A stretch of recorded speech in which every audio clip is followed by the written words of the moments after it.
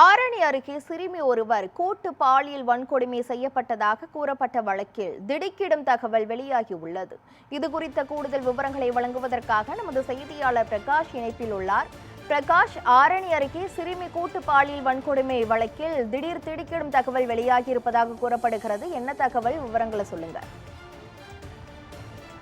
நிச்சயமாக கிருஷ்ணவேணி, திருவண்ணாமலை மாவட்டம் செய்யாறு அடுத்த பிரம்மதேசம் பகுதியில் சுப நிகழ்ச்சி வந்த காஞ்சிபுரத்தை சேர்ந்த 15 வயது சிறுமி கடந்த 3 தினங்களுக்கு முன்பு உறவினர்களோடு வந்து சுப நிகழ்ச்சியில் கலந்து கொண்டுள்ளார்.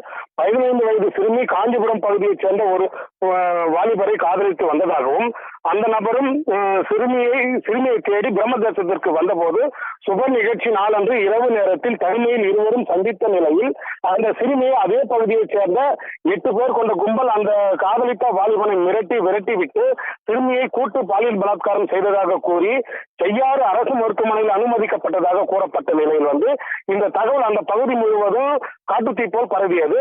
சம்பவ இடத்திற்கு செய்யாறு டிஎஸ்பி தலைமையிலான பிரம்மதேசம் போலீசார் நேரடியாக விசாரணை சென்று விசாரணை நடத்தியதில் விசாரணையில் சந்தேகத்தின் பேரில் பிரம்மதேசம் பகுதியைச் சேர்ந்த 2 நபர்களை நேற்று முழுவதும் பிரம்மதேசம் காவல் நிலையத்திற்கு கொண்டு வந்து விசாரணை செய்ததில் அந்த 15 வயது சிறுமி தான் காதலித்த நபரால் சீரழிக்கப்பட்டது என்றும் முதல் கட்ட தகவல் தெரிய வந்த நிலையில் அதை மறைப்பதற்காக சிறுமி இது போன்ற நாடகத்தை அரங்கேற்றி இருப்பதாக பிரம்மதேச காவல் நிலைய போலீசார் முதல் கட்ட தகவல் மூலம் தெரிய வந்துள்ளது.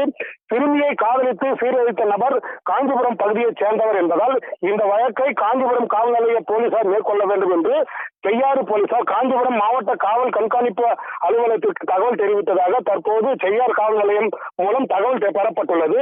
செய்யாறு பகுதியில் 15 வயது சிறுமியை 8 பேர் கும்பல் சீரழித்து கூட்டு பாலியல் பலாத்காரம் செய்யப்பட்டதாக வந்த வதந்தி தற்போது அந்த பகுதி முழுவதும் பரவியதால் போலீசார் இந்த சம்பவத்தை கேள்விப்பட்டு அதிர்ச்சி அடைந்து விசாரணையில் காஞ்சிபுரத்தைச் சேர்ந்த சிறுமியை அதே பகுதி காதலித்த நபர் வெல்வதை அறிந்து இந்த பகுதி முழுவதும் தற்போது பரபரப்பு நிலவி வருகிறது.